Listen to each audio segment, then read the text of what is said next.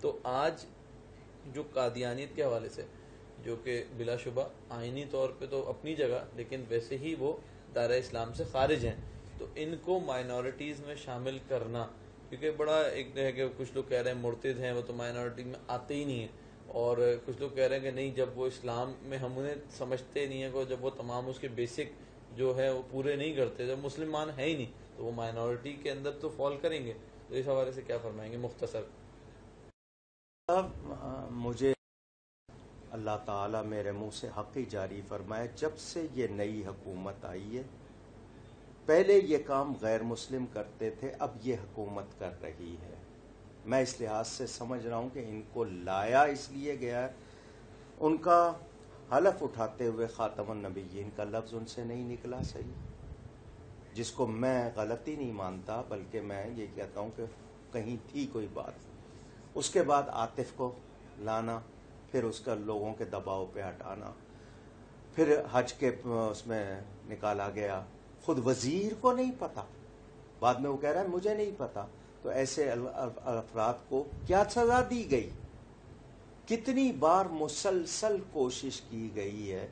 تو پھر آپ کے سامنے باہر کے ملکوں میں جا کے قادیانیوں نے جو بیان دیے، خود وزیر اعظم نے جو بیان دوسروں کو دیے، وزیروں نے جو دوسروں سے ملاقاتیں کی، وہ سارے کلپس موجود ہیں. یہ کوئی مفروضے نہیں ہے، ریالٹیز ہے. تو شبہ ہمارا پوری طرح ہے کہ حکومت جو شوشے چھوڑ رہی ہے وہ ہمیں ٹیسٹ کر رہی ہے کہ کچھ نرم پڑ گئے ہیں یا نہیں. تو ان کو بتا دیں کہ یہ ایمان کا مسئلہ ہے، اس میں نرمی نہیں ہو سکتی. میرے نبی پاک صلی اللہ علیہ وسلم اللہ کے آخری نبی ہیں، اور وزیر اعظم نے آپ کے سامنے، آپ کو بھی یاد ہوگا، کہا کہ ایک ہی اسلام ہے جو حضور صلی اللہ علیہ وسلم کا اسلام. یہ لفظ وزیر اعظم کہہ چکے ہیں. وزیر اعظم گولڑا شریف میں کانفرنس میں کہہ چکے ہیں کہ جو ختم نبوت کو نہیں مانتا وہ مسلمان ہو ہی نہیں سکتا. تو ان باتوں پر اب وہ کوئی ٹیسٹ نہ کریں.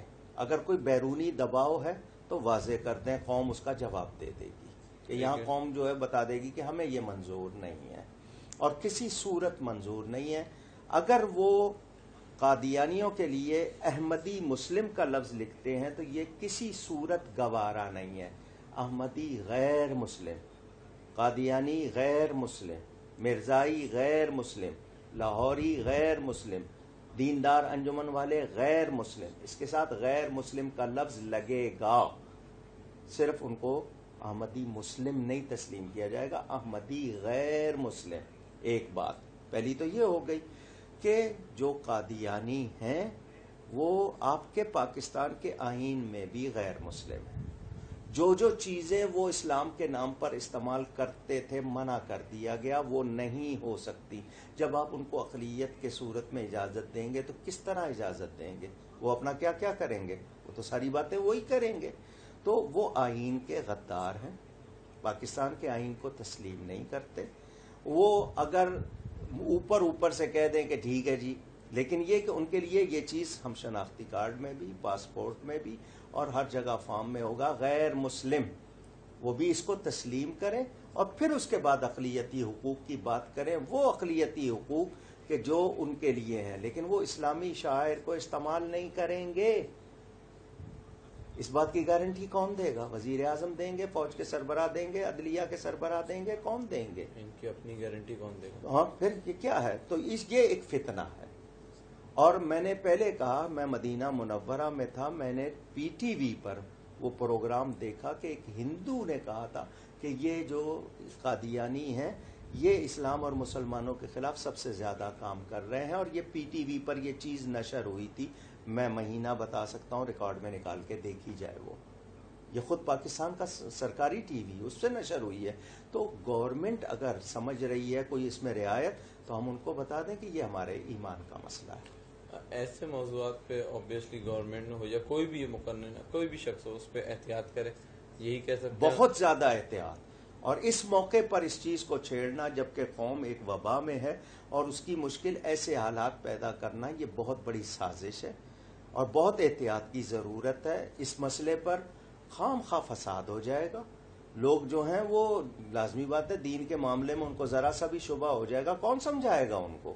تو بہت احتیاط کی ضرورت ہے. اس پر فوری وضاحت کی جائے اور اس فتنے کو کسی طرح بھی ابھرنے نہ دیا جائے. صاحب 0.1% 2% بھی نہیں ہے، اور ان کے لیے 100% لوگوں کو اسٹیکس پہ لگا دینا یہ یقینی طور پہ کہیں کی جو ہے حکمت نہیں ہو سکتی. تو ابھی ہمارے جانب سے مشورہ یہی ہوگا کہ کل یا پرسوں تک ہم مسودے کا کوئی انتظار کریں، یا جو رائے ہے وہ بالکل کلیئر ہے، چاہے مسودہ لوگ کورونا بھول جائیں گے، لوگ کورونا بھول جائیں گے. یہ ایمان کا مسئلہ ہے. اس معاملے میں کسی کے پاس کوئی رعایت نہیں ہے، دو رائے نہیں ہے. اس پر پوری امت مسلمہ اور اسلامیان پاکستان تو اس معاملے میں اپنی جانیں دے دیں گے، مگر ایسی کوئی چیز برداشت نہیں کریں گے. ایگزیکٹلی. علامہ صاحب پروگرام کا ٹائم مکمل ہو گیا. مجھ سے گفتگو میں کہیں کوئی غلطی ہوئی ہو، اللہ کی بارگاہ میں توبہ کرتا ہوں، اور یہی دعا کہ اللہ ہم سے تمام فتنوں کو اور وباؤں کو دور فرمائے اور ہمارے لیے آسانیاں ہو جائیں. اور میں یہ بھی دعا کروں گا کہ یہ جو جمعہ آئے گا پرسوں ہم خیر و عافیت کے ساتھ مسجدوں میں ادا کریں، کیونکہ یہ خبریں آ رہی ہیں کہ لاک ڈاؤن انشاءاللہ ختم ہو جائے گا. بہت شکریہ علامہ صاحب.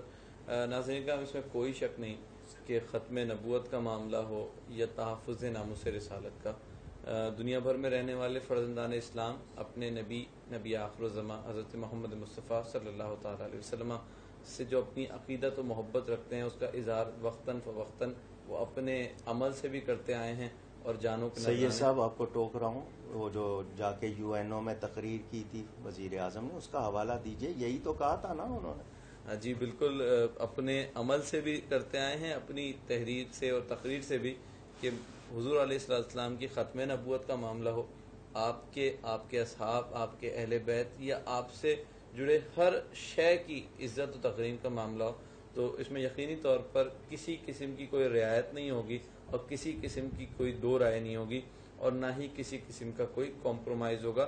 یہ پیغام الحمدللہ ہم سے پہلے ہمارے اسلاف نے بھی دیا، جانوں کی نذرانے دے کے بھی دیا، قلم سے بھی دیا، تحریر تقریر ہر میدان ہر مقام پہ دیا، اس پیغام کے ساتھ کہ اگر کسی قسم کی ایسی کوشش کی جاتی ہے، یقین جانے نہ روزے کی حالت دیکھی جائے گی، نہ کرونا کی وبا دیکھی جائے گی.